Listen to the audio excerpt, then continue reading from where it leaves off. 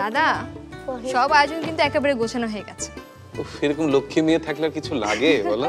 আমার সব কাজ শেষ করে আসছে, এখন আমার কতটুক বাকি আছে, কি করতে হবে? আমি জানি। কি বলো? খালি রান্না করতে হবে। কারটা ভালো হবে, বাবারটা না তোমারটা? বলো তো। আমারটা। তুমি ফার্স্ট? হ্যাঁ। আচ্ছা, কিন্তু দাদা আপনাকে সাহায্য লাগবে। খুব বেশি লাগবে না। তুমি জানো না হয়তো, ছবি আঁকাটা যেমন আমার ছোটবেলা থেকে একটা প্যাশন, ঠিক তেমনি ছোটবেলা থেকে আমি রান্না করার ভক্ত। রান্নাঘরে আমি আমার পিসিমার সাথে, আমার মায়ের সাথে, আমার বৌদির সাথে, কিন্তু দুঃখজনক হলো সত্যি আমার বউর সাথে রান্না করা হয়নি।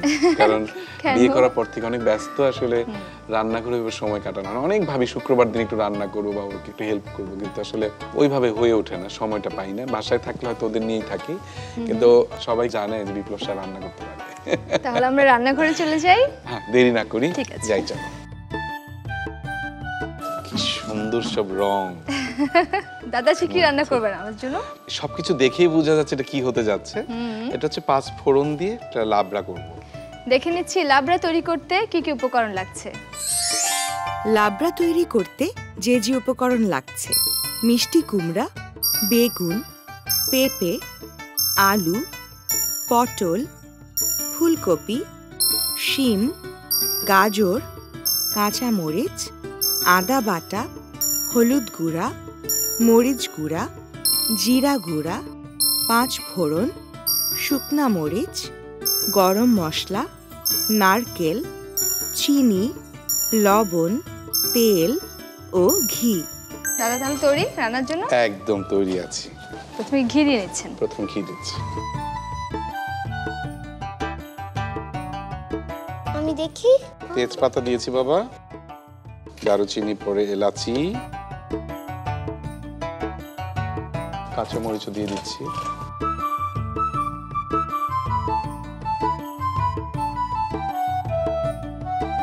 পাঁচফোড়নের অনুপাতটা আসলে এক একজন এক একভাবে খায়, তো সেটা আসলে সবজির পরিমাণের উপর নির্ভর করবে।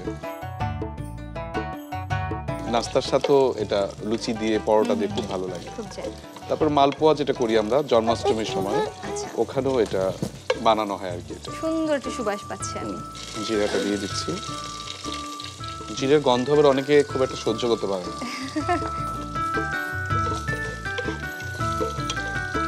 এরপর এখন একটু সবজি দিব। শিমটা দিয়ে দিতে পারি আগে।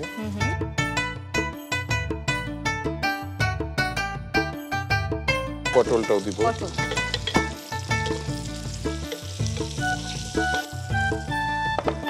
এখন বাকিগুলো দিয়ে দিচ্ছি। সব রঙিন রঙিন সবজি, মিষ্টি কুমড়া।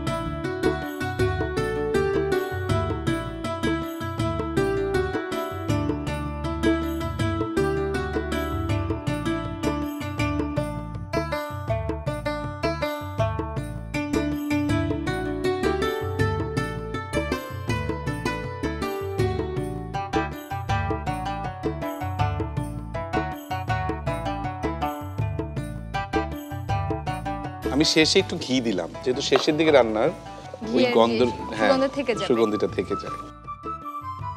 নারকেল দিলে না খাবারের স্বাদ ভাবই আলাদা হয়ে যায়। ভাবই আলাদা হয়ে যায়। কেমন টেস্ট হবে বলো? খেয়ে দেখবো। একটু নারকেল খাইলে কি? সবজিতে একটু চিনি দিতে হয় আর কি। আমি এখন যেটা করব, একটা ছোট ফ্রাই প্যান আছে কিনা, এই এখন আমি একটু তেল ঢালি। হ্যাঁ, সাবধান বাবা। এটার মধ্যে আসলে আমি ওই যে শুকনো মরিচটা যেটা, ওটা ফোড়নটা দিব। বাহ,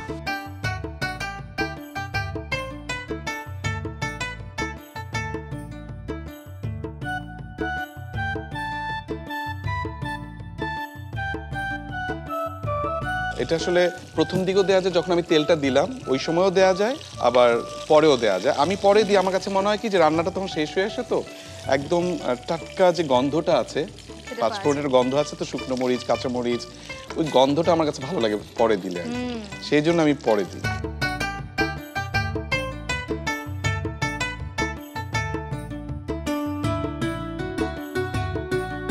প্রায় হয়ে গেছে তাই না দাদা? এটা হয়ে গেছে, এখন আমি এটা মিশিয়ে দেবো এটার সাথে।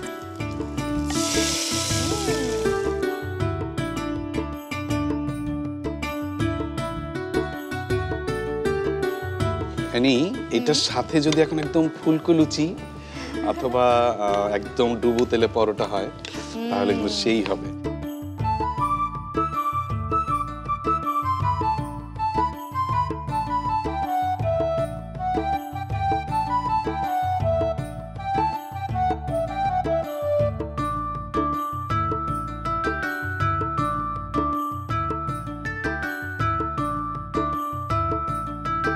বাহ, খুব সুন্দর হয়েছে তো।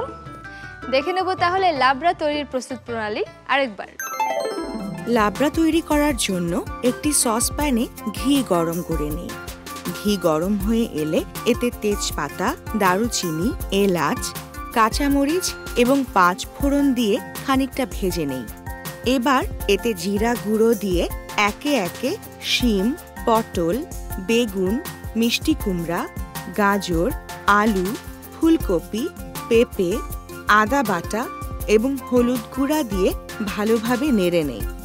সবজি কিছুটা ভাজা হয়ে এলে এতে লবণ দিয়ে ঢাকনা দিয়ে ঢেকে দেই। সবজি সেদ্ধ হয়ে এলে এতে নারকেল কোড়া ও চিনি দিয়ে আরও কিছুক্ষণ নেড়ে চেড়ে ঢাকনা দিয়ে রাখি।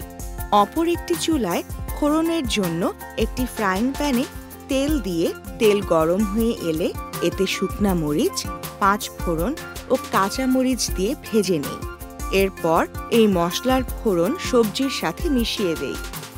নামানোর আগে এর ওপর ঘি ছড়িয়ে দেই। তৈরি হয়ে গেল সুস্বাদু লাবড়া। বানাই মজার খাবার মা বাবা আর আমি। দুরন্ত। ফেসবুকে ফলো করো এবং ইউটিউবে সাবস্ক্রাইব করো দুরন্ত টিভি।